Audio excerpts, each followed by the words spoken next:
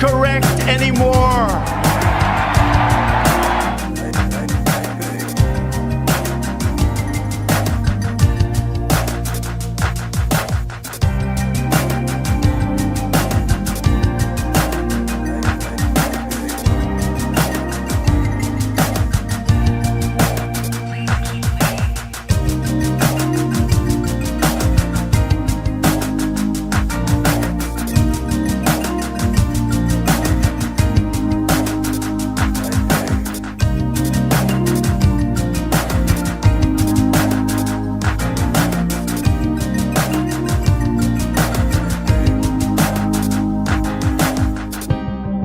Americanism, not globalism, will be our credo.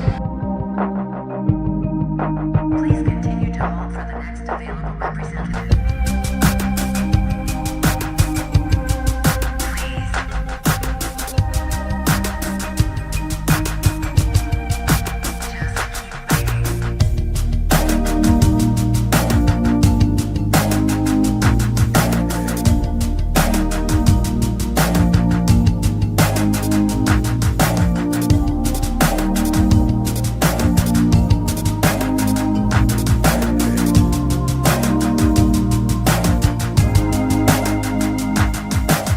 Americanism, not globalism, will be our credo.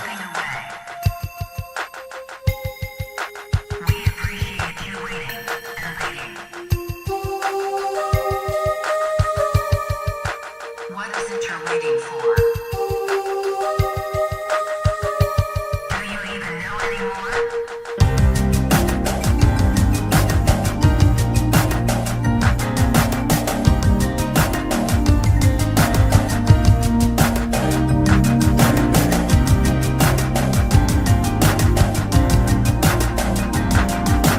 These are people who work hard but no longer have a voice. I am your voice.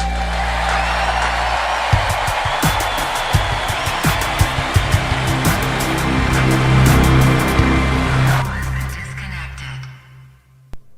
Hello, everybody, and welcome back to a brand new rendition of the weekly wrap-up. This time we're going to be talking about the memorial service that took place today. We'll also be mixing in some New Jersey, as well as some other possible topics that I'm sure you guys will bring up via the Super Chat segment. And definitely it's been a really tough couple of weeks in American politics, especially on this side. And the country is never going to be the same again after what happened on September 10th, 2025. And we're never really going to forget about it. We're never going to forget about it. It has impacted everything and will continue to impact everything because Charlie Kirk was a very transformative political figure in ways I don't believe that a lot of people really realize until, you don't always realize somebody's impact until somebody's gone. And it's true that we could have recognized, and we did recognize Charlie Kirk and his contributions to the movement, but you don't always realize the totality of it. And he filled a NFL stadium to capacity today to celebrate his life. And that was it was incredible. It was an incredible tribute. We'll talk about it. Donald Trump was there. J.D. Vance was there, Marco Rubio, Stephen Miller just brought the house down, Erica Kirk, his wife, with a lovely tribute as well. So we've hit 100 likes pretty quickly. Usually we don't hit it this quickly, but you guys know the drill. The face cam goes on, and this is the picture. This is the backdrop, and you had a memorial service that was objectively just Charlie Kirk personified. People will say they made it a political rally. Yeah, I don't think Charlie Kirk would have wanted it any other way. But first and foremost, it wasn't just a political rally. It was a rally in favor of the memory of Charlie Kirk, as it should have been. And also, Charlie Kirk is somebody that said he wanted to be remembered for his courage and his faith and his courage through his faith. And it seems as if this funeral service, whether you want to call it a funeral or a memorial, some have said that he had a private funeral and this was just like the public memorial service, whatever you want to call it. I called it a memorial, but you could call it a funeral. But it was just the perfect encapsulation of the memory of Charlie Kirk. And we've talked a lot about the left and their disgusting antics in the media and all these other people, and we'll get to some of that later. But we have to also get to the positive part, because this was a guy who he lived only 31 years on this earth, but he left behind a footprint that it takes lifetimes for most people to generate that much influence, that much success, the accomplishments. And he did it for his country. He took a bullet for his country. And there was a moment during the memorial service where it was Don Jr., who was a very close friend of Charlie Kirk. He was talking about how they would do events, and the police or the campus security, if they were on college campuses, would say, hey, we don't have enough security to protect your well-being. And then he said, screw it, we're going to go and we're going to do it anyways. He always put his life on the line to spread his message, change people's minds, and also to win. Charlie Kirk was not just a one-trick pony. This guy, not only did he do his campus tours, which is where he ended up passing away at the bullet of an assassin, but he also was a podcaster. He led a major organization. There's so many people that I met that I probably would never have met if it weren't for Charlie Kirk.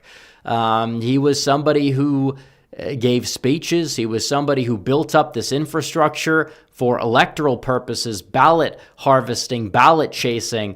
And he also was somewhat of an evangelist in many ways. You know, a lot of the clips of him that are spreading around now were him talking about his faith and trying to convince people about Christianity who may not have really believed in it or been on the fence about it.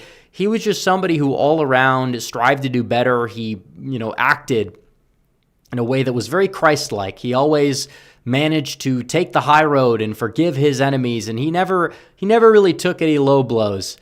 And he is the type of person that probably, a lot of people, it was a controversial moment, even though it was a moment that brought tears to a lot of people's eyes, was when Erica Kirk, his wife, said that she forgave the assassin.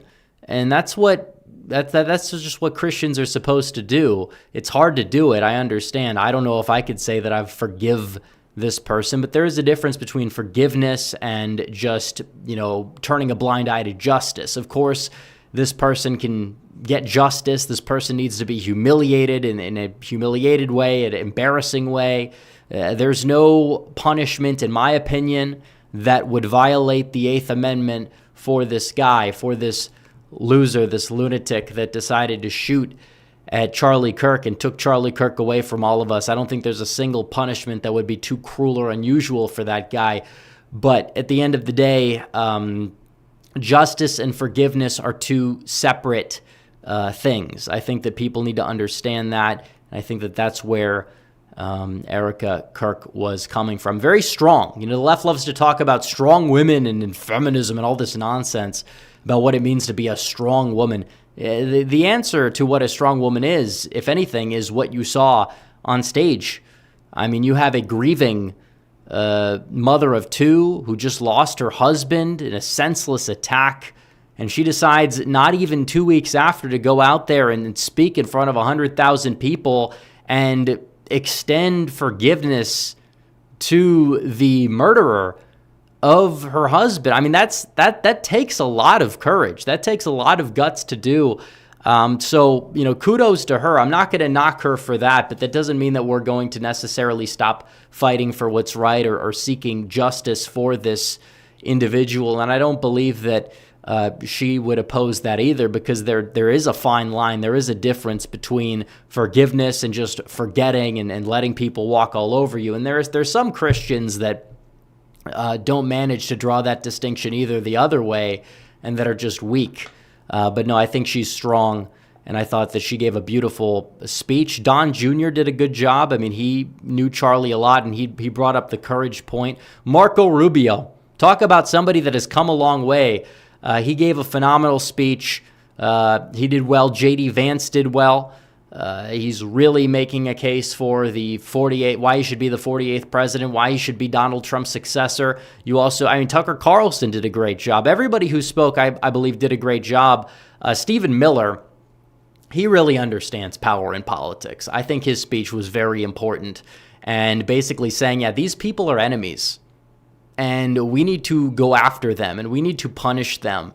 We will do it with the law. We will do it peacefully, but we're not going to go quietly. If you take out one of our generals, we're going to decimate you. We're going to find the people that are behind this, the people pushing this, the people that are pushing this rhetoric that is leading to this violence, and we are going to punish them with the fullest extent of the law. Stephen Miller is like 160 IQ genius. He's phenomenal. If I could push a button and make him the next president, I would consider doing that. But regardless, I think that if Vance is the nominee and Marco Rubio probably is going to be the VP, I think Stephen Miller has made a very strong case for chief of staff. He's really climbed up the ranks since the first Trump admin. You can guarantee he's going to be in the next one. And I believe there's going to be a next one. This is not an environment, in my opinion, that is ready to hand over the keys to a Democrat presidency at the way the party has been acting, the way the party has been behaving. This isn't necessarily to bring and tie this directly to electoral politics, but you see how the left has operated. They don't apply solutions. They want to attack people, cut them when they're down. That's what we saw today at the New Jersey gubernatorial debate, which I didn't watch all of it, but I saw the highlights, and I think I saw enough as to what I needed to see. But the way they've handled this has been poor. The way they blamed Donald Trump for everything. It's like you think one of their own would have been taken out, but these are the same people mocking the assassination or justifying it. Or you have people on CNN and ABC that were going out there and saying these disgusting things about, oh, this was an act of, the shooter did this in an act of love for his partner. And it's like these people need to be thrown in prison. I don't know if it's against the law, constitutional, or whatever. If you watch these clips, it will make you angry. We're not going to play them again. If you want, go back and watch my last video where we covered this. But you have these sick, twisted people on the left. Not a lot of them are losing their jobs. You saw some of them do it. And then you see the candidate running for governor of New Jersey defending the people that are in healthcare and education, specifically those two fields that were losing jobs because, these are people that shouldn't have jobs. If that's cancel culture, I don't care. You should be canceled. You should lose your livelihood if you're a teacher and you're playing the video like a sick fuck on repeat of this guy getting shot in the neck. There's no other justification for these people being employed. Excuse the language, but it's true. It should make you angry. It should make your blood boil. That's natural. If it doesn't, I don't believe you are human, basically.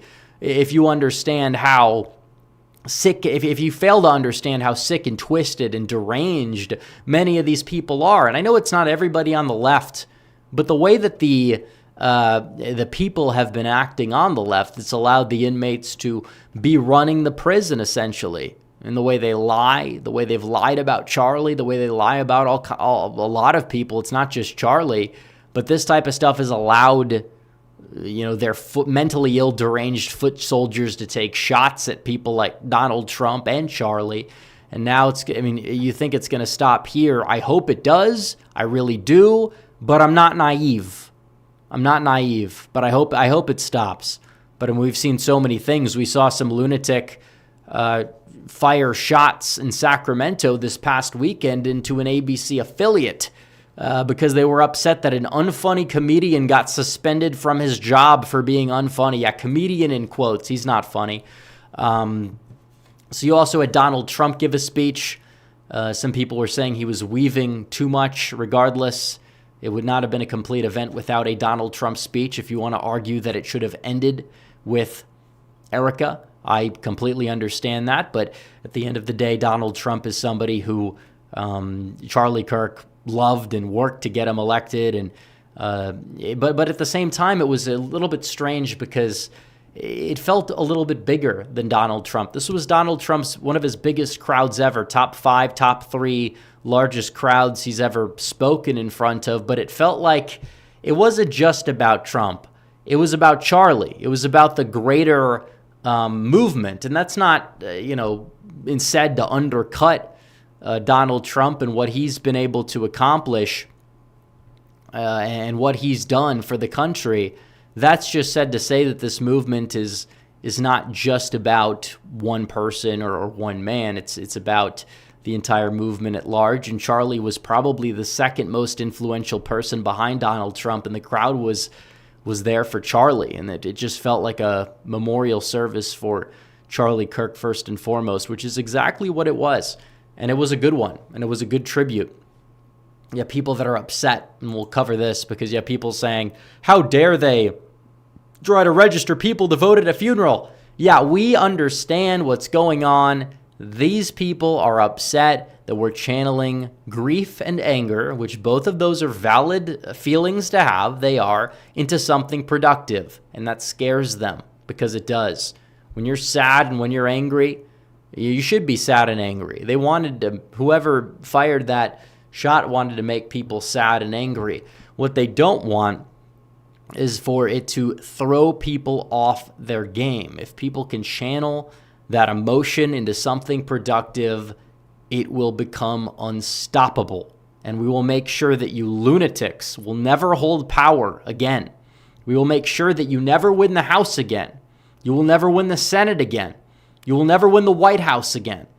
And we're going to work overtime to make sure that you don't take any power because of the way you've been acting. And we will make sure of it. And we must try and we must engage ourselves. This is not the time for people to sit on the sidelines. This is not the time for people to be demoralized. That's what they want. That's what the people, not just who shot the bullet, but the people who cheered on the fact the bullet was shot. That's exactly what these people want. They want you to be demoralized. They want you to turn away from your faith. And these demons are upset that we're turning our energy into something productive and we're becoming stronger in our faith. And the message of Charlie Kirk is not just continuing to be where it was, it's amplified. We will never forget September 10th, 2025 ever again. And we must make sure that we defeat these people and make sure that, because again, we've seen how they've behaved. We've seen how they have shown complete disregard for anybody who has the correct opinions, but different opinions from them. We understand how these people operate. We cannot let these people take power. We cannot. And we must continue the fight and make sure that this movement remains stronger than ever. It's true. Charlie Kirk wanted to engage people. He wanted to engage people. He wanted to change their minds. And he also wanted to win. And we must do all three of those things. And we must remember Charlie Kirk and what happened to him and the emotions we felt that day, and not let these people gaslight us into believing otherwise. We can't allow it to happen. That's what they want. They want to control the narrative. They want to blame us for what happened. I don't understand how they even could fathom that. Jimmy Kimmel going out there and saying, oh, they tried to characterize the shooter as anybody except one of their own. Oh, and then they say, oh, he didn't say it was one of their own. You know what you're doing. You know exactly what you're doing. You're not slick. You're not sly. You're a clown, but you're not even funny. You're supposed to be a comedian, and you're not.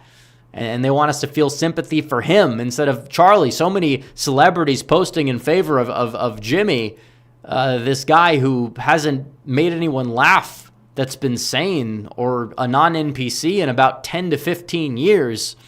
But when it comes down to Charlie Kirk, they say nothing, or they say he was a horrible person, so you shouldn't celebrate, or you shouldn't mourn this person.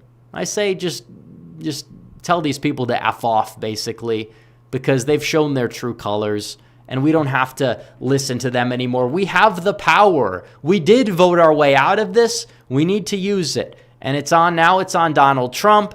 Stephen Miller, the Department of Justice, to deliver that justice, and there is pressure on them for sure. There is. And I believe that there may need to be changes that need to be made if we are not able to do so. Because if you think this person acted alone, I think you're naive. Maybe there's a chance, but if you just eat up the narrative as it's gospel, you're naive. You look into this case, how many tweets of people before this happened the week before, something big is happening tomorrow, they said. Be careful what you post online, they said. And they're all these connected network of transsexual individuals, mostly, that were posting this jargon. And there were a lot of reports of license plates on cars that showed up at the apartment complex the week before that were all out of state, and they were giving people a bad vibe. So you could sit here and say, this could be a coincidence, and it could be, but there needs to be investigations. Everybody who was there, they went to people's houses of people I know that were several blocks away from the Capitol on January 6th. There's several people I know that were visited by the FBI. They didn't go in the building. They went away when people started to enter the building. They didn't want anything to do with it, but the Biden DOJ, the Biden FBI still showed up at their houses at a minimum. And if this FBI can't do the same, then that's a problem. So they better start acting, because we need answers, because this thing cannot happen again. And there's a very good chance there's a network of these lunatics that are out there that are doing this stuff. And it possibly could be connected to what took place in Minnesota with the church, the Catholic school shooting made by the transgender. Who knows what is going on? But these are mentally unstable people, and they should not be able to be out there and not at least get investigated at a minimum if they're tweeting out this stuff. Oh, it'd be funny if something happened to Charlie Kirk on September 10th and they tweet that out on September 3rd.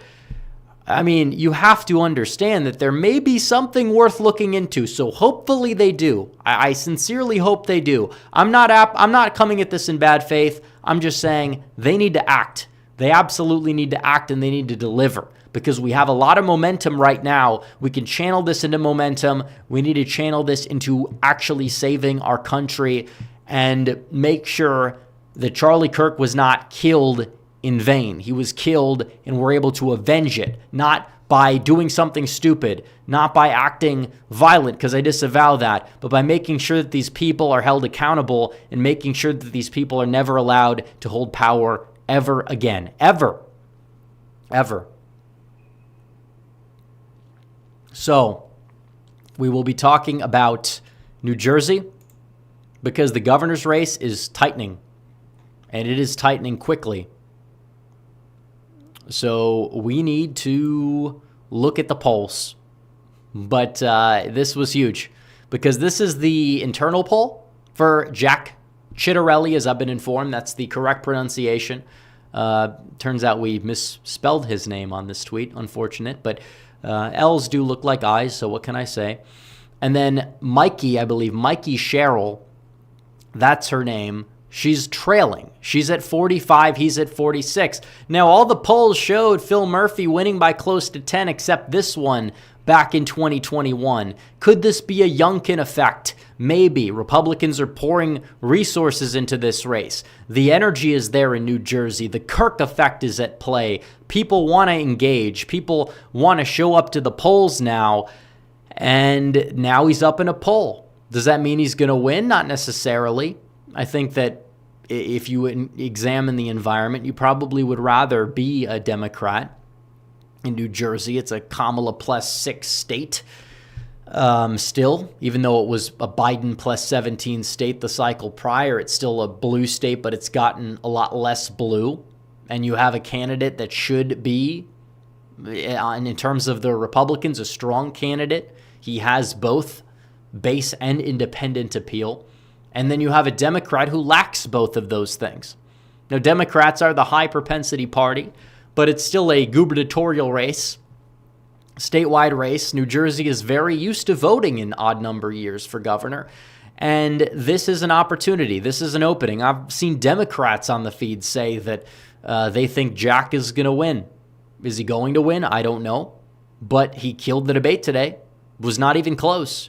I mean, she was saying Trump this, Trump that, all this nonsense. She's an unpalatable person. You would think the Democrats would learn a lesson about running like these Karen-type individuals. They have not. They have not. And she is dropping the ball the more she opens her mouth, and it is incredible. And the disgusting statement that she said about Charlie Kirk was absolutely reprehensible. There's no other way to chalk it up. We did a whole video on this. I know not a lot of people saw it because a lot of people spent today watching the service. And I encourage, when the stream is over, watch the video, but I will do a quick recap. She goes on to say in this statement, she was defending why she voted. And this is a blue state, but it's like kind of a competitive state. You don't have to defend why you voted to condemn the murder of somebody for their political beliefs anywhere. Melissa Hortman in Minnesota was not directly murdered from any evidence that we have for her political beliefs. She was murdered by a schizo who had mostly Democrats, but also, several non-Democrats on his target list. And that was horrible. And every Republican condemned it. The left didn't even mention it until this, because they're sick, twisted individuals who only really care about it so they could leverage it for political gain. There's a moderate Democrat who was killed in her house. Should never have happened. But every Republican voted to condemn it. But 60 Democrats voted to not condemn the murder of Charlie Kirk.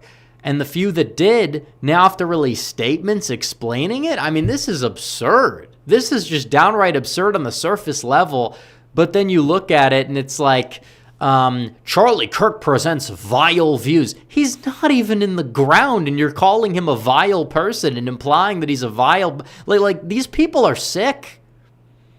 She does not deserve to win. It's like I almost want to move to New Jersey and establish residency just to vote against her after reading this statement. I don't know if that would be plausible, even if I actually could.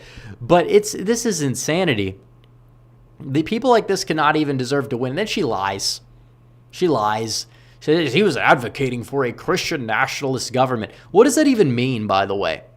If Christian nationalism is what was on display at the memorial service, I think we need more of that. I think we need more of that, actually. We need more God in the public square. But what does it mean to these people? Does it mean that America is a Christian nation because it is? Or is it a Christian who is a nationalist because that's positive, they love their country? Or is it like a country that throws out non-Christians? Because we know Charlie Kirk was not advocating for that. I don't advocate for that. I don't know anybody who advocates for that. That is not really a thing. It's a boogeyman term made up by leftists to shame people, even though it kind of sounds cool, depending on the circumstances. So Charlie Kirk, the only times he mentioned it were to call out people like Mikey Sherrill, or however you want to pronounce her name, because of the lunacy that they would use. And they tried to, they were writing articles saying Christian nationalists are more of a threat than Hamas. Hamas just did a terrorist attack that was on the same level as 9/11, not even 2 years ago. And you want to compare that to basically just people that want to spread Christianity in a very non-threatening, very open-minded fashion. Charlie Kirk is not somebody who shames people. And I don't think Christians should shame people into believing what they believe in if they're trying to connect with people who are non-Christian, obviously. But Charlie Kirk was an evangelist and an effective one. That's what these people don't like. Like I said, demons. I don't say that for sensationalist purposes. I say it because it's an accurate term. Talking about like rolling back the rights of black people, just lying, saying Charlie Kirk was like a segregationist, which is not true. If he was, it doesn't justify his murder, by the way. It's like, why would you even need to bring up the fact that he happens to be like pro-life or whatever? Like, it's sickening that he's murdered for his beliefs, and then you have to say, oh no, I disagreed. Like, Melissa Hortman was pro-abortion. I'm not going to bring that up in a statement that condemns the horrific murder of that person. No matter if it was done by somebody who had right-wing views, left-wing views, or a mix of schizophrenic views, which is actually what happened, by the way. And then she attacks Donald Trump, defends Jimmy Kimmel, who's said and done many vile things throughout his entire career. And it's like, if this is the person running for governor, why do people want a hand? And she's trying to nationalize the race. That's not something that works in your benefit ever when you run for governor. If you're running for governor, you are best served delivering for the state.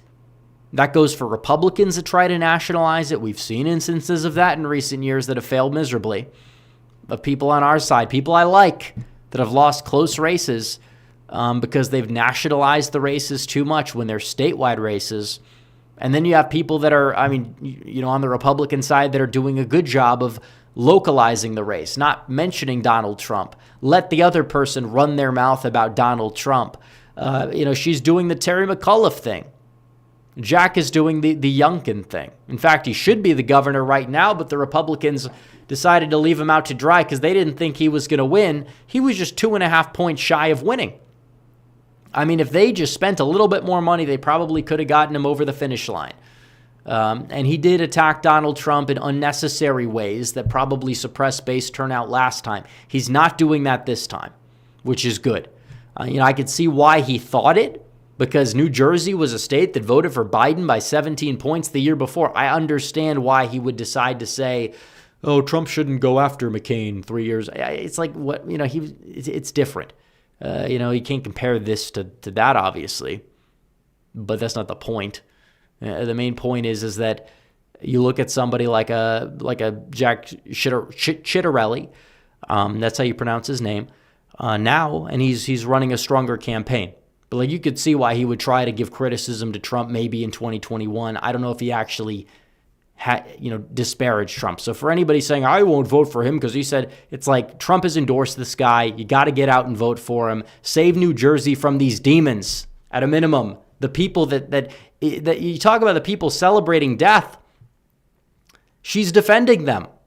That's the worst part of all. She's defending the people celebrating his assassination. You can't deny that. She's mentioned doctors and teachers. These are the people that have been fired from their places of employment for good reason, because if you are somebody who is trying to influence children or protect people's lives and health and well-being, you cannot be celebrating murder of somebody that was just speaking their mind, and you might have some political disagreements. He wanted that type of person, the person that shot him to death, he wanted that type of person to go up and debate him, and he wanted to change their minds. And he's gone. And it's sad. And it's not something we're just going to get over or turn down temperature or whatever they want, because that's just code word for get over it. We understand that. Some people might not intend that when they say it, but it's true. They should be looking inward. One of theirs did this. They want to blame it on right-wingers. Doesn't make any sense. Oh, the shooter's family was right-wing. Yeah, a lot of liberals that are very deranged tend to be rebelling against their own family members. All these people will talk about their evil racist Republican uncle or whatever, and then they expect, oh, he had a Republican family. Like, you don't get to play it both ways, dipshit. You don't get to do that. We understand. But it's nonsense. That's how these people operate, and that's the way it goes. So people like Mikey Sherrill should never see power again. We have to defeat these people, and we can. And we got to make sure, even if they're winning, make sure we vote. Okay, make sure you lower their margin. Vote in Virginia. I don't think we have much of a chance in Virginia, but vote in Virginia, okay? Like, this election in Virginia, if we could lower their margin, it's still humiliation. It's like, oh, you outspent us by 10 and you only won by 4.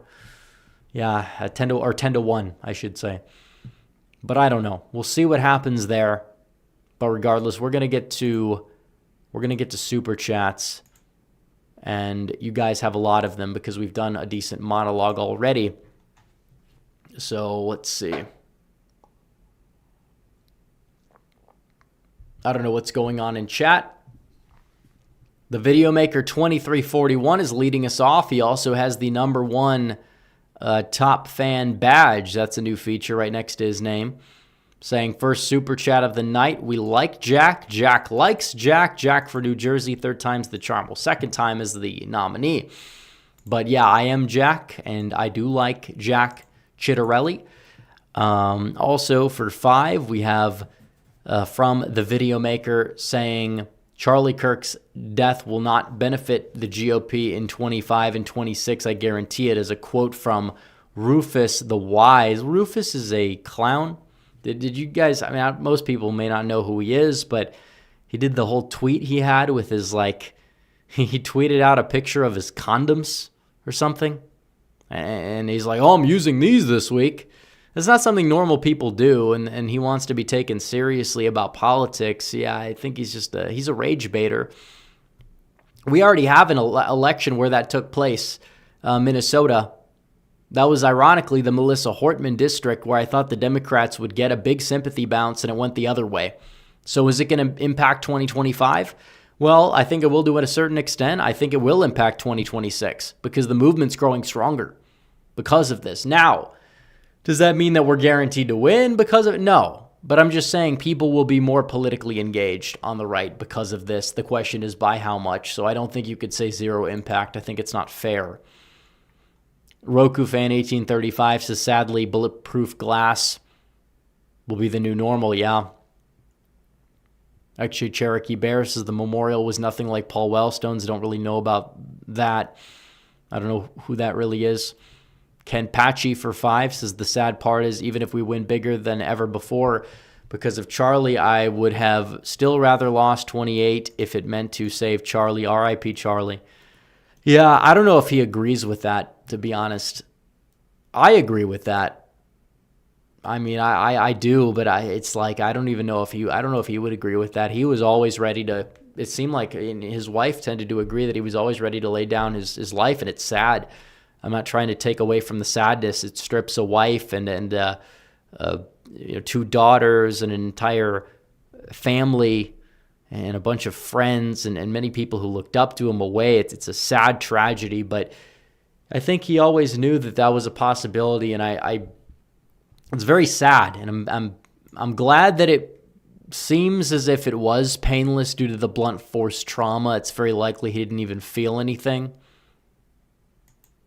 even though it was gruesome as it was. But it's a tragedy. It's sad. American Nerd 1776 says, I was amazed Erica forgave the horrible excuse of a person who deserves the worst imaginable punishment possible. I wouldn't have been able to. Yeah, I mean, it takes strength and courage. I don't think I would be able to go out there and say that. I don't think I would be able to.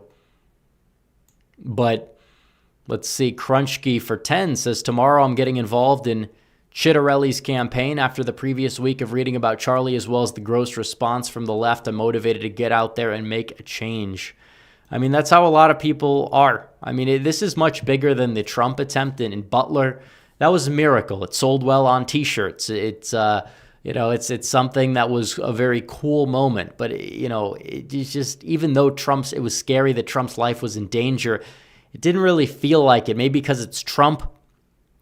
But, I mean, this is the death of a major political leader, probably the second most influential. And I think he's really, become more influential. I'm not trying to argue if he's more influential than the president. I don't think it's a fair argument to have. I don't think it's the right argument to have. But his influence is growing, so much so to the point where he was more Googled, according to Google Trends, than the president ever was over this past week, because of how many people found out about this and did their research. And how many people do you think watched his videos or clips for the first time and come to agree with what he had to say? I mean, they amplified him. They made the right stronger. I mean, these people, it seems like they thought this was going to help them. Whoever decided it was a good idea to pull that trigger, when in reality, they made his message 10 times as strong. I'm not even exaggerating. And I don't think it's going away because there's so much footage that's going to be circulating, and his legacy is going to live on. There's going to be buildings named after this guy on at least some college campuses as time goes on. His legacy is not going away anytime soon. And it's going to motivate the right, to get involved for Charlie. For Charlie. It's exactly what it is. There's no reason not to be actively getting involved in politics in some form right now. There's not. There's no reason to not be actively becoming deeper in your faith right now. There's not. This is what they tried to prevent by acting like this, and I feel like we have a duty to make it backfire, and I feel like it is backfiring.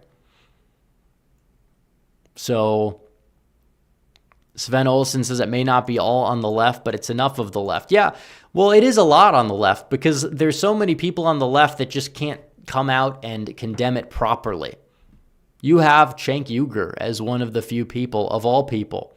If that guy is the sane, if Cenk Uygur and Anna Kasparian are the sane people on the left, what does that say about the rest of the left? Look at their leaders like Hassan and Destiny. Destiny's a sick person. He belongs in a mental institution. He is a piece of trash. He is a big piece of trash. And I don't know how he's able to evade active scrutiny. I don't know how he's able to get platformed by all of these people. I'm not talking about having a YouTube channel, which again, glorifying violence is probably one of the only reasons people should be banned or at least suspended or demonetized. Because if they do that, then yeah, that's a line you can't cross. If it's saying offensive things, it's one thing, but if you're glorifying violence directly, there should be punishment. But that's not what I'm getting at. I'm saying that this guy gets promoted by people, and then he mocks the death of the firefighter in the Butler shooting, and then everything he's done with this, it's gross. That's all I have to say. But he's a clown. Hassan is a clown. All these people are clowns. Like it's sad the left has fallen so much to the point where the quote-unquote respectable liberal is somebody who just says that this is messed up and doesn't point fingers. Like that's the bar. And like 95% of them can't even get to that level. So what does that say about the left right now? They're just... These are people that we can't deal with. Now, as for the super chat, yeah, it's enough. It's too much. It's enough of the left, and then it's too much that allow this to happen.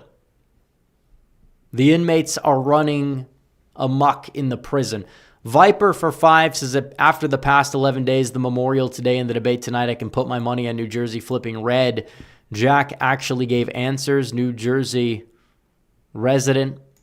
Yeah, well, we'll see.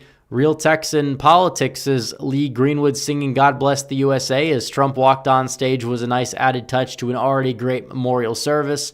I believe he's done it before.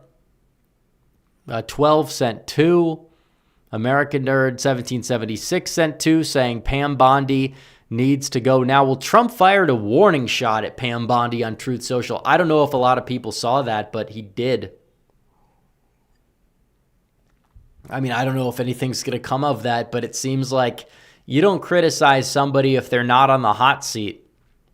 Even though he says she's doing a great job, which I think with other stuff she is overhated, but the stuff that people care about, like there needs to be another AG or a special prosecutor for certain things or somebody else that's more competent on these like issues about vengeance. Because Pam Bondi might be a good attorney general if there was no promise for retribution.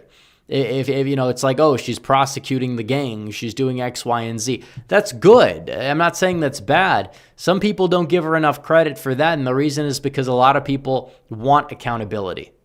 They do. They want accountability. They want some sort of legal vengeance, and she's not delivering. And because she's not delivering, there's going to be pressure, and that's fair. That's more than fair.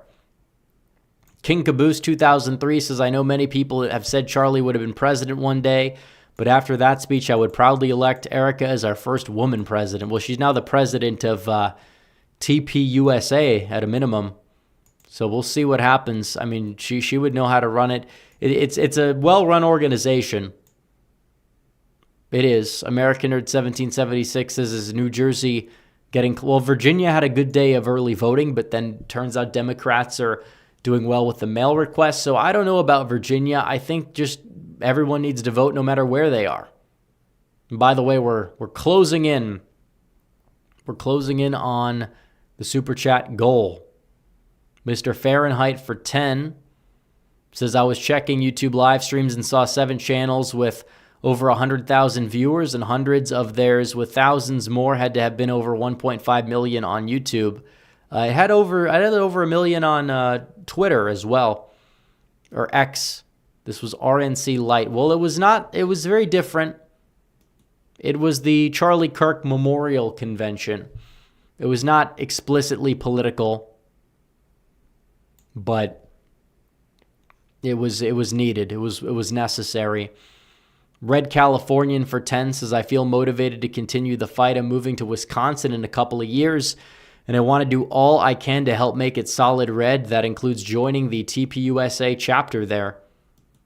Well, they definitely have made a major impact with the whole ground game, and that was one of Charlie's things. Charlie was involved. He had his foot in so many doors within the sphere, and he was top 5, top 1% in all of that. And that's incredible. He was an incredible, and still is an incredible human being. Giblet for 10 says, this is what the left does. Lie and obfuscate, draw an arbitrary line in the sand. If you cross it, they will put words in your mouth and put things out of context and kill. Yeah, they will lie about you to justify your murder. That should tell you everything you need to know about how the left operates. They will lie. They will say, and even if Charlie Kirk said all those things, it doesn't justify it. There's a lot of people, and by the way, people that actually are the radical people, the extremist people, they don't. The only time they get killed are people on their own side who think that, like, schizos that don't think they're radical enough. Like, very few people who are actually the true extremists get shot at. But even if they do, it's not right. Okay, look at this.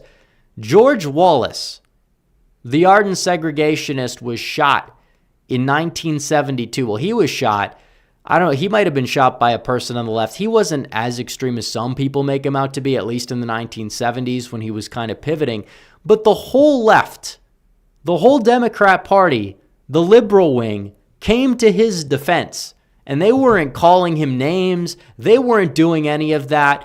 The black female that was running for president at the time visited him in the hospital when he got shot, and I believe he got paralyzed, and he was never the same again. That's how the left even operated back then. Now they just completely mock you, celebrate. It's fully demonic now. And you could say, well, that led to that, which led to that, which led to this, and I agree with you. That's not what I'm getting at. But the left is completely, you can't even reason with them if you wanted to. That's what Charlie Kirk wanted to do. And he was effective. But there's so many people who are just too unhinged to the point where you're not going to be able to make an impact with a lot of these people. People say the right is declaring war. No, they did. They did. It's a spiritual, political, I'm not saying it's an actual, but it is a battle. This is a battle for the soul of our nation. And the left has embraced just evil. That's what they've embraced. So Eric CB912 says, vote for Jack. Let's stop the streak of electing crazy New Jersey governors like Murphy, Christie, Corzine, McEvey. I don't even know who those last 3 are. But yeah, we have elected crazy governors. Well, not we, but New Jersey has elected crazy governors in New Jersey. Giblet says, Jimmy Kimmel was saying Charlie's killer was MAGA. Yeah, he at least strongly implied it. Same type of rhetoric that got Charlie killed creates more incentive for more violence while denying account. Yeah, it doesn't even make sense. American Nerd 1776 says, besides Erica and Trump with the best speech, I think Stephen Miller had a better speech than Trump. Honestly.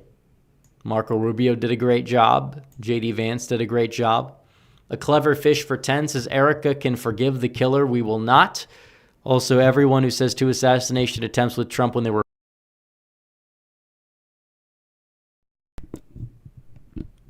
Okay, I don't know what happened to the microphone there.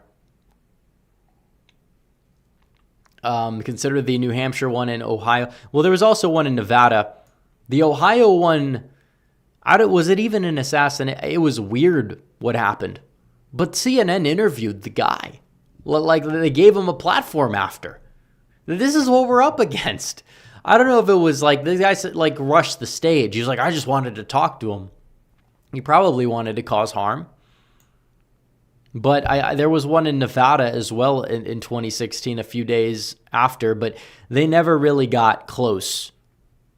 These other 2 got really close. One of them, he literally got shot. He was the first president to take a bullet since Reagan in 1981. Thankfully, it just grazed the ear, and it didn't, if it was 1-2 inches away, he would have been gone instantly.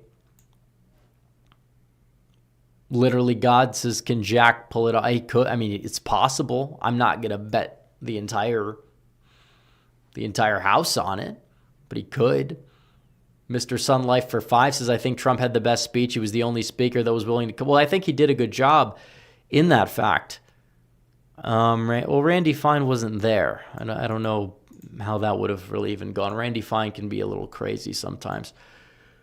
But I think Trump did well in the substance. Some people were not happy about the weaving, which, I mean, I've just gotten used to it. It's part of Trump now. He doesn't have to campaign anymore. He's just got to do his job, and the people around him have to do their job. Dillybod for 20 says, I think the midterms are going to be closer than people think, or a small... I thought that it would be a small red boost anyways, because Democrats are not winning the Senate. They may not win the House, and they're not really going to have a massive gain at the state levels. So I really don't understand where there would be a blue wave at all. I'm not saying there's going to be a red wave, but any solid Republican performance can constitute a victory of sorts politically. Our Dog Show for 2 says, favorite worship song at Memorial. I don't know all these songs' names, to be honest, so I can't say, but I like the music.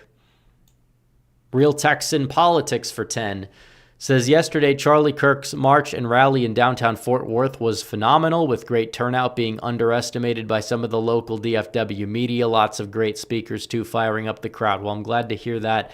Was not happy about the fact that I wasn't able to attend, but did consider going. Tom Addo for 5 says, a year after my dad's death and a week after Charlie's, I went to church for the first time in forever. Charlie was pivotal in bringing me back to Christ, and that's why so many people on the left didn't like him. He did a great job of that. He just wanted to change people's minds. He just wanted to... His whole motto, one of his mottos was make heaven crowded. And that's a good thing. The left seems to want the opposite with the way they behave. American Nerd 1776 is, with those unfunny morons Colbert and Kimmel gone from TV, who will go next? My bet is on Jon Stewart from the day. Well, some people are saying he might run for president, which I don't know how that's going to go. Now that Trump is gone, all the people that were afraid, the celebrities that were afraid to challenge Trump, they want to run. They want to run now. The Democrat, they're going to have like 50 people. Republicans will have like 5 to 7. It's going to be J.D. Vance, probably Nikki Haley, Brian Kemp, Chris Sununu, and like maybe Chris Christie again, and a few other also-rans. You might have like a person that tries to run from like the fringe right to the right of Vance. I don't know who that would be. They're going to get clowned on. They'll probably even finish in 7th. But like, there's nobody. They're not. I mean, like, who on the Republican side is dumb enough to challenge Vance? Like, if Vance doesn't run, and we could open the field up, and it could be interesting, sure. But if it's Vance and he runs, like, yeah, it's his race to lose. It really is. So, let's see. But we have J Jazz for 10 says Republicans voted not to release the Epstein files the day Kirk got killed. Are we going to ignore that? Yeah, we are actually going to ignore it because it's not relevant. And I'll explain why it's not relevant. Because the bills that they've put up on the left to try and release these files have been filled with a bunch of liberal pork that they're trying to insert that they throw in there. And then Republicans don't vote against it. And then they want to point fingers and say, oh, they didn't try to release it. What files are even there besides like grotesque, disgusting things that we're not even going to be allowed to mention on air? Like, do you think there's a list of people and all the sexual acts that they had performed on them in some vault sitting around? Sure, release it, but who even knows? I mean, the flight logs and business client lists might exist, but there's a lot of people that probably are on those lists who had nothing to do with said island. And yeah, maybe, Trump is involved somehow because, he shook his hand once and got put on a list. It doesn't mean that he's in the files in a bad way, but the left's going to run with it. And it's going to be political talking point for them. So we need transparency. We also need it to be actual transparency, not politically weaponized transparency. So I think that when something like this happens, some conspiracy about a guy who's been dead for 6 years is not the appropriate response, regardless. As for that nonsensical birthday card or whatever, it's like, I don't even believe that Trump wrote that. It read like some gay love letter. It didn't even look like and if Trump's going to draw a naked woman, he's going to draw an actual woman that is, more well figured than whatever that was. Looked like she had collarbone, the breasts were at the collarbones of that person. Strange stuff all around. But I don't know. I don't even think it's worth addressing, to be honest. But we'll see. We'll address it if it comes up, for sure. But we have a lot more issues right now. This is political warfare from the other side that they're trying to levy at us, and we have to take the high road, but also take the high road in a way where we punish these people, because I don't believe that the two are mutually exclusive. I don't. Now, American Nerd 7076 says, I bet Massey is going to run. Well, he can run. All he wants is a Lowell Burt's or an independent or the Constitution Party. He's a moron. He's a clown and he doesn't understand politics, or he wouldn't be the way he is. JT Toon says, you think we need to be concerned about Europe? How? I think Europe needs to be more concerned about Europe. Europe is committing civilizational suicide with the way they've handled their immigration policy for the past 15 years. They got to fix that. It's not my job to police Europe. It's our job to prevent America from becoming like Europe or Canada. And thankfully, the Trump administration has taken steps on H-1Bs. I don't think they're going nearly far enough, but I'm very happy that they're taking steps on H-1Bs. The reaction was hell from these people. That kind of, brings a smile to my face, seeing how these people are reacting to the fact they can't just take advantage of the United States anymore. We're not going to allow that to happen. We're not.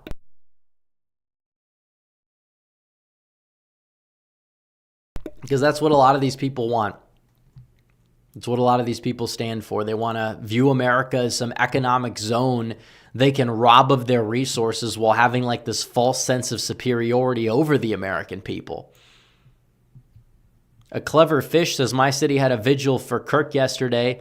Local politicians were based AF, calling him evil, or calling the assassin evil, and saying to take action as Jesus did during the money changers in the temple. Not sure what that entirely refers to, biblically speaking, but yeah, I think that there needs to be some sort of justice that's delivered, and this thing needs to be humiliating, because a lot of these people, the reason why these mass or public atrocities happen, we understand this one was political, but deeper than that, they say, how do you stop? And it's you look at the mass shooters and they're all influenced by each other.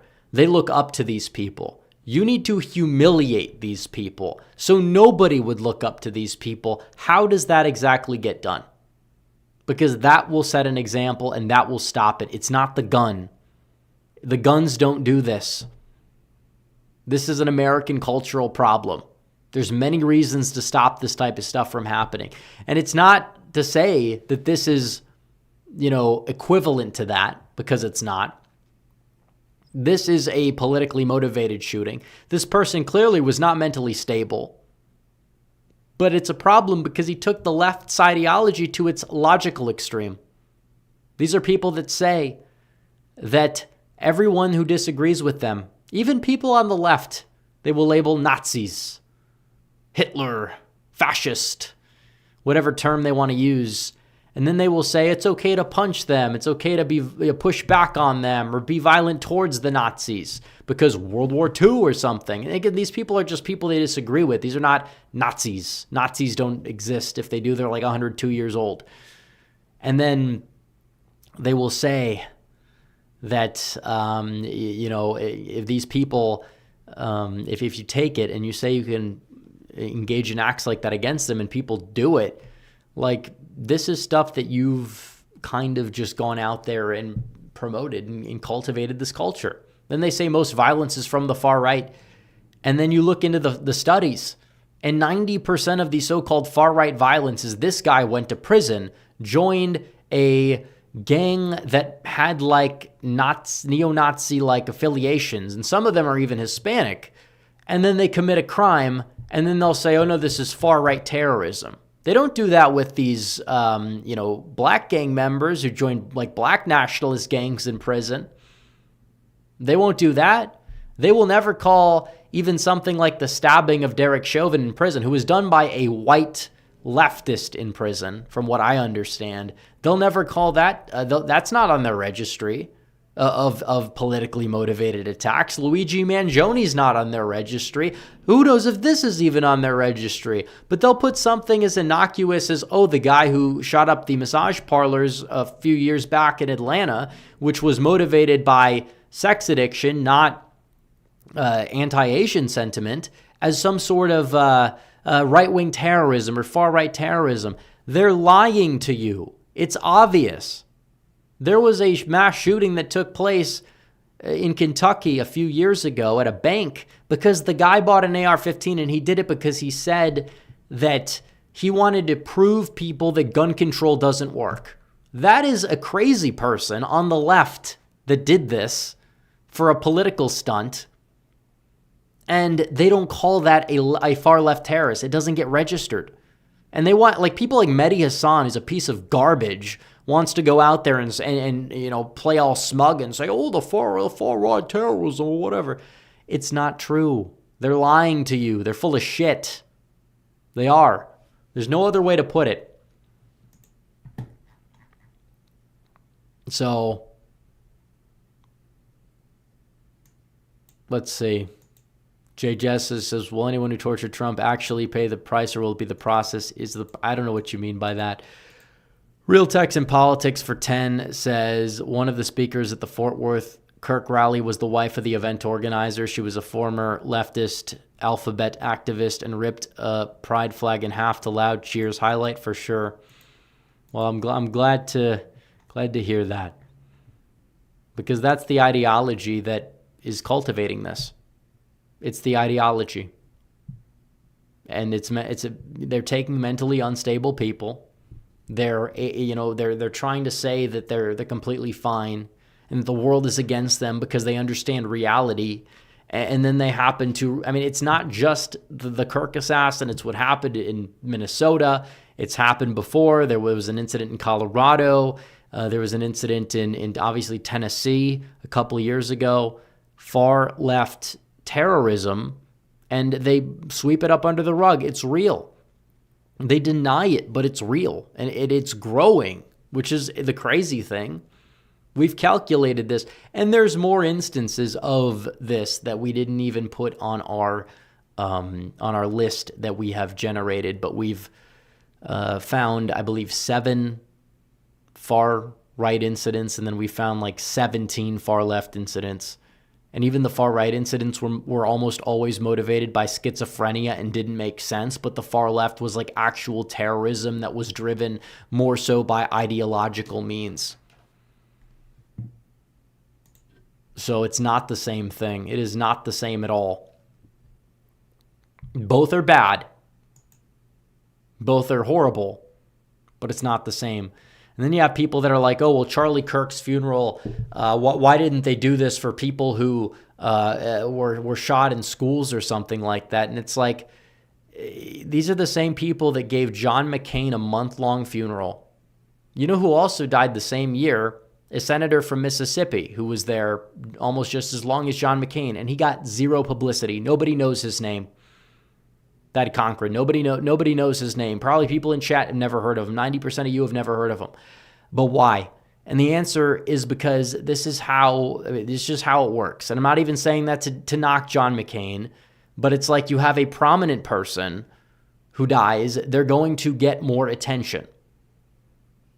It doesn't mean that all life doesn't matter. That just means that there is a semblance of reality that somebody who people look up to and has changed hearts and minds, he was like a friend to millions of people.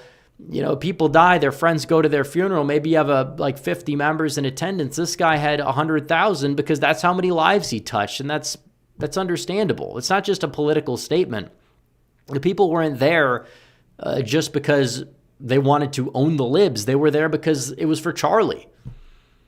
So just more gaslighting from the left, more evil from the left. We hit our goal. We'll read regular chat, but feel free to send in super chats if you guys would like, because it keeps the conversation going. But yeah, there's been a lot of theories. I'm shocked nobody has mentioned some of them yet in chat, but the nonsensical schizoid theories about Charlie Kirk's death. I mean, you have people saying that the camera behind him didn't get footage because the camera behind him was actually the real weapon. They're insane. There are insane people. Candace Owens to name. I don't know what's happened to her. She's gone insane, saying that she didn't want to. This was her supposed friend. She blames Israel. Despite Charlie Kirk having a reputation of being extraordinarily pro-Israel, was probably one of the most pro-Israel people on the right with influence, aside somebody like a Ben Shapiro, by the way. She thinly veiled blames Israel for this. And then she claims that she wouldn't go to the funeral because it was put on by feds, and that she wanted to go hang out with Kanye West instead. This is somebody that should not be taken seriously. She was supposedly one of Charlie's closest friends at one point. I genuinely feel like, seriously, pray for this individual because she clearly is going through a lot. I don't know what's happening to her mentally, but she is mentally deteriorating of sorts. It's just like, I don't know what's going on. She is not well. So it is like you have so many people that anything bad that happens, they'll just like rush to find a way to blame the boogeyman of Israel for it. It doesn't make sense. Charlie Kirk was pro-Israel up until the day he died, and still is. The notion that they would do that when he was scheduled to go to Israel next week, or this week probably, it's insane. So, I mean, even Nick Fuentes, of all people, is calling out people like Candace Owens because even he, of all people, thinks it's like he knows that it's not correct. Like, that should tell you something. If even he says it, then you're probably like beyond it's not even the mainstream at that point. You're just in some crazy plane of existence politically. I don't even know how to explain it. And that's not to let him off the hook for some of the gross things that he was saying today. But, like, if we're going to be completely honest here, Candace Owens has lost her damn mind. I mean, there's no way to put it. Like, it's just, she's just insane. Trying to make it about her. I don't know if she's being paid by certain, like, anti-Israel money that's. But even then, I think she's just genuinely just spiteful and insane. This whole arc started because Ben Shapiro said something mean about her. So that's like what she decided to. And the same thing is why she became a supposed conservative back in 2016-17, because liberals got mad at her because she made a website that was supposed to dox people. Like when you look at her entire political history, it's always been motivated by spite. So I don't know if it's Qatar. I don't know if I think it's spite for her. Some other people probably do get paid by Qatar. But as for Candace, I think that she's motivated by spite. Maybe she does get paid too. I don't know. But I just think that she's not really all that mentally well. Because I just don't understand how you would logically blame Israel for one of their top defenders on the right, even if he gave mild criticism throughout the years, as I have, as a lot of people have, because it's fair. Like, he was not like secretly going to transform and come, like, it's not true. It's not real. These are the same people that were calling Charlie Kirk like a slave to Israel and saying all these horrible things about him like 3 weeks ago. And then they want to grift off of his death by manufacturing some sort of false image of who he truly was. It's just not true. It's just not true. Yeah, vulture. Somebody said vulture. It is a vulture. It's a vulture move. So, yeah, it's a vulture move.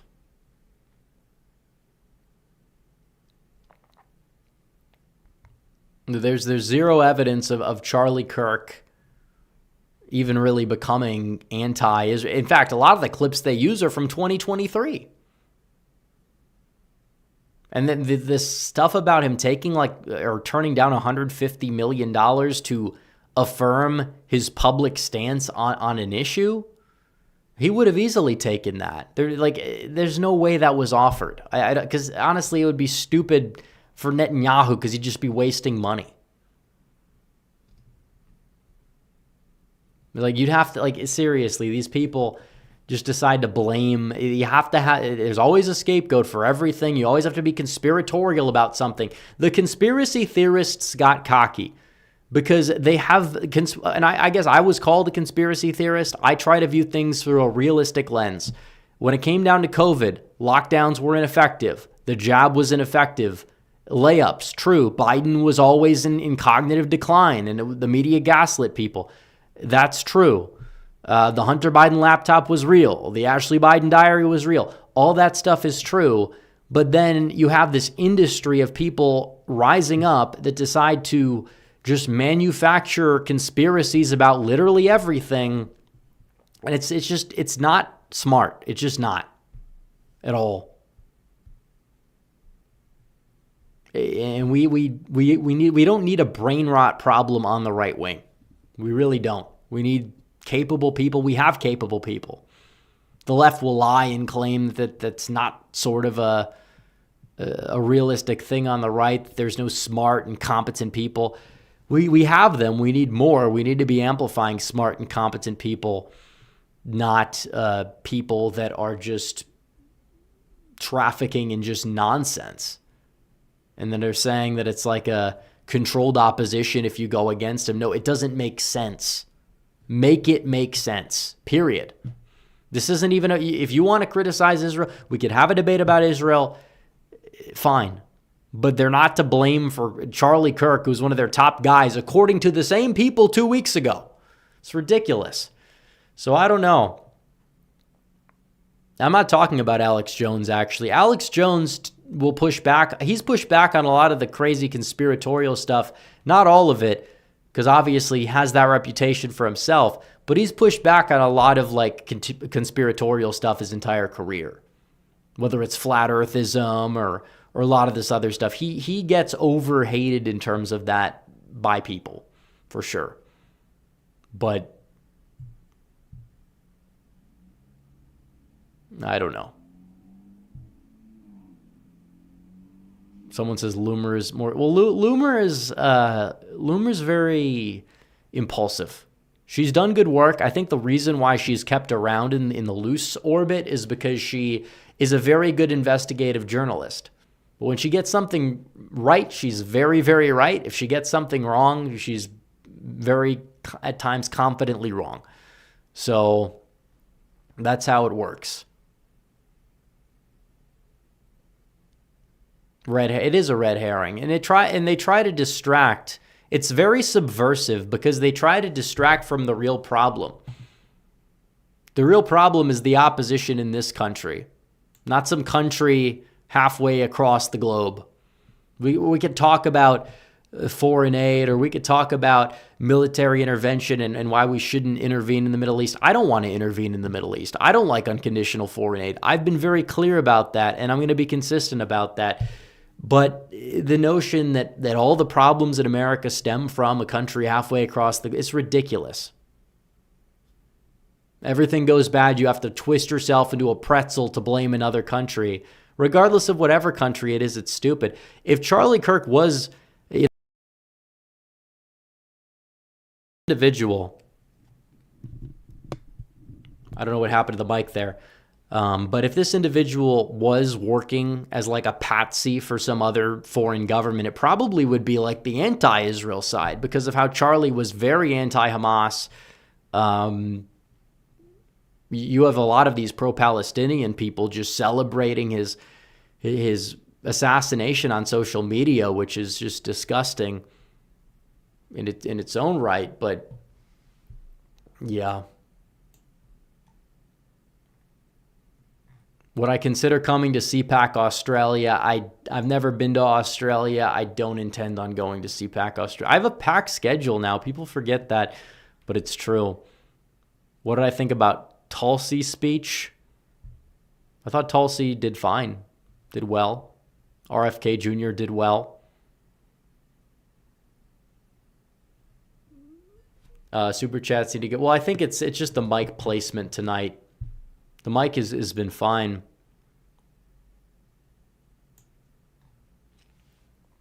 Yeah, Tucker was great, and he's had some cold takes lately, but he did a good job. Credit where due. Will Kirk he should get multiple statues. They should name an airport after him.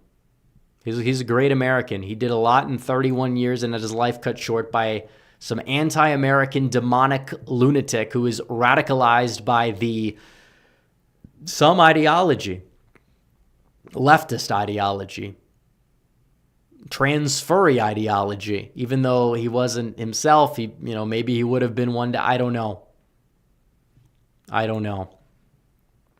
But the FBI, the DOJ, the police departments, there's a very good chance if it was not for that guy's father for turning him in, there's a chance that he would still be roaming the streets, because I just genuinely don't understand how they were not able to find that guy at that point.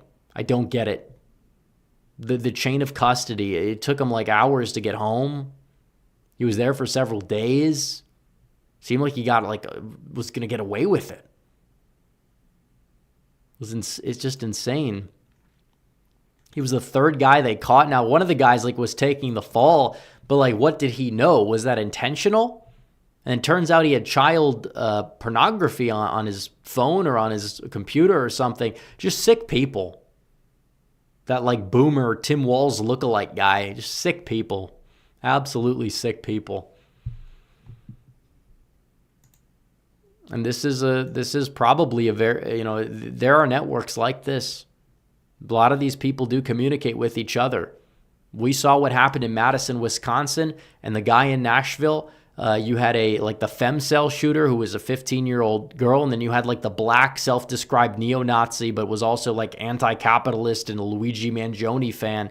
Two schizoids, different political ideologies communicating with each other that both committed these atrocities. Is there some sort of network? How deep does this go? It's questions that are worth answering, and we have to get to the bottom of it. We absolutely do.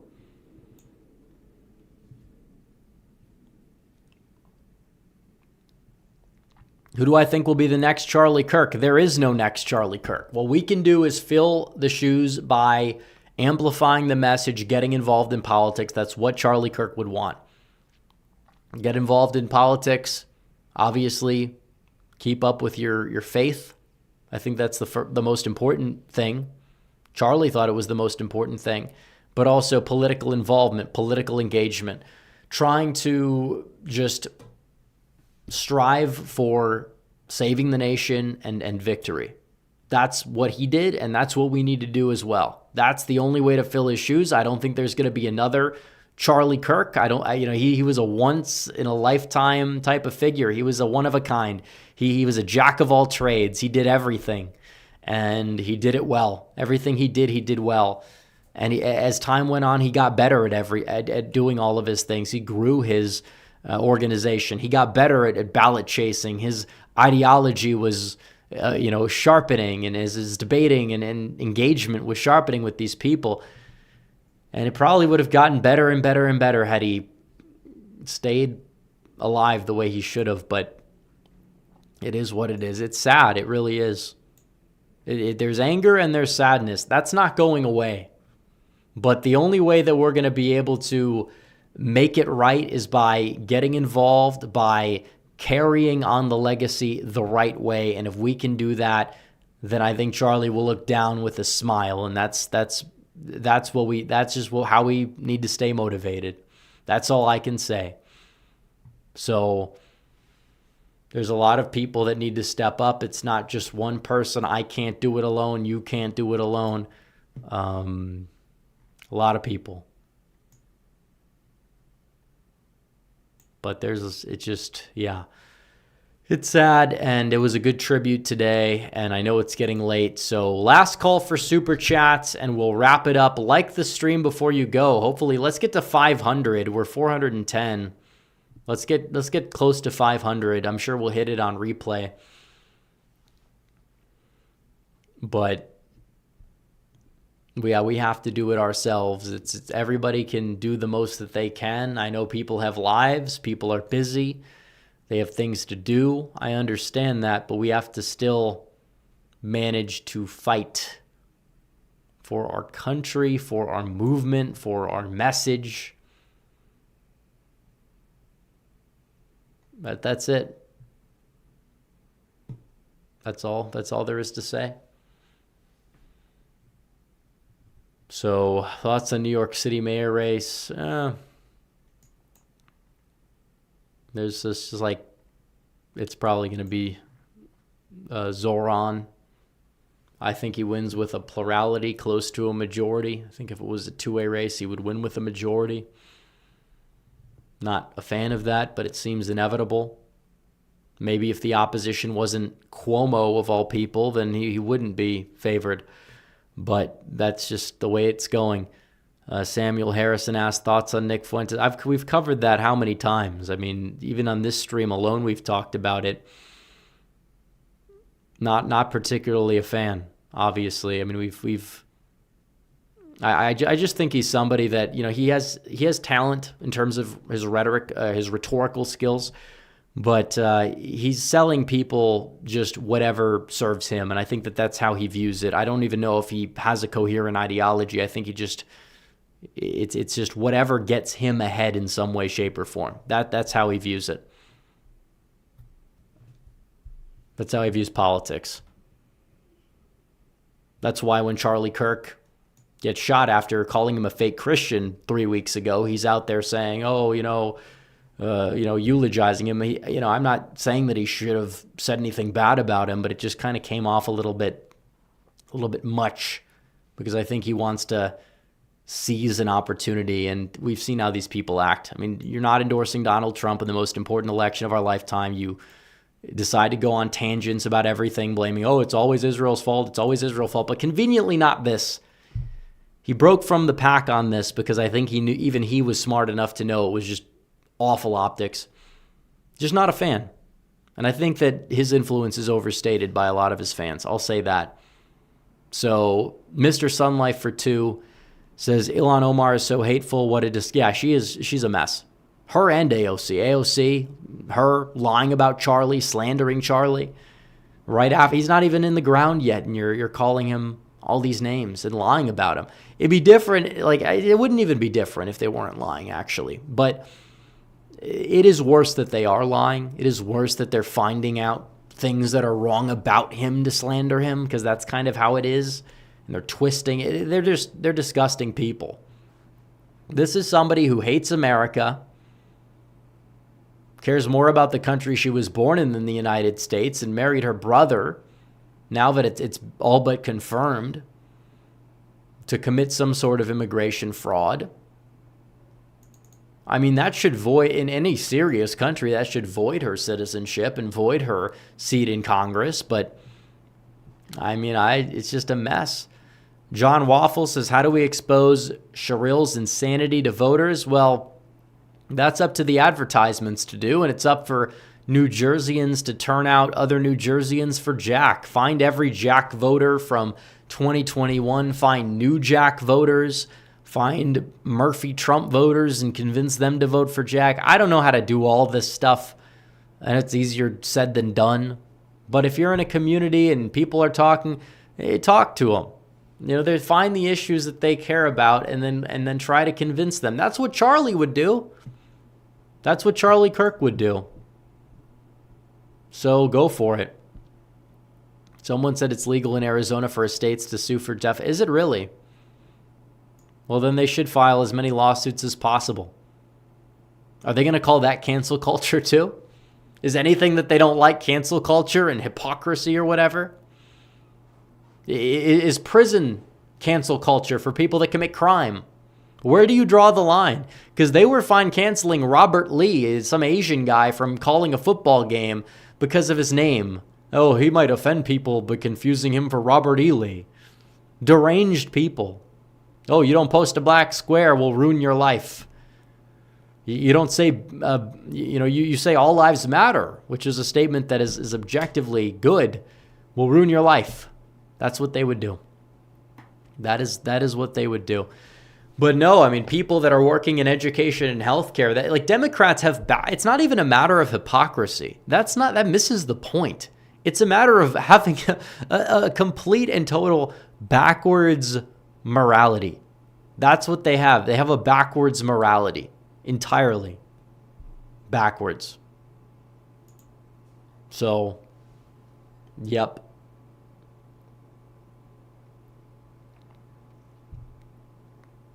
Is Elon back in the... No, Elon's not in the administration. Elon Musk was he was a temporary. Even when they did not have a falling out, he was temporary. I think it's good to just leave him behind the scenes. He's kind of somebody that he can be off-putting at times, and I don't know if it's really the best to have him be the voice of the administration, but his money goes a long way, and he's got a super PAC, and we can use that. But he's got to stay under the radar a little bit. And I understand why he wants distance too, because he runs a company that sells electric cars. That mainly appeals to people on the left. And if he wants to sell his cars, then he's going to have to not be so outwardly on the right, and him having like some sort of falling out with Trump helps him. So again, he could be helpful from the sideline and be there for moments like this. It's fine. Elon he's a strange fellow, but I don't have too much against him personally. Thankfully, now that he's backing off of that insane idea for a third party. Will I post final 2025 prediction videos? I will. We'll end the stream at midnight Central, so that would be 1 a.m. Eastern. Do I think Republicans will keep? Well, it depends. There's a lot that can happen. The economy, a lot can happen. Like, there's so many things. Right now, you'd say it's a low point, and even then the House is like a coin flip. So if anything, I would probably say I'd lean towards the Republicans in the House, but not definitively. Even then, it would be a historically underwhelming midterm for the Democrats. Would be. So, people talking about the redistricting. It just depends. The rate cut helps.